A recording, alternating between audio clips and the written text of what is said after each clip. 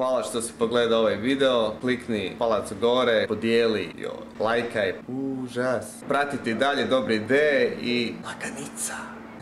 Ćao. Nakon ovog videa kliknite na neka od ova dva da vas malo razbudi.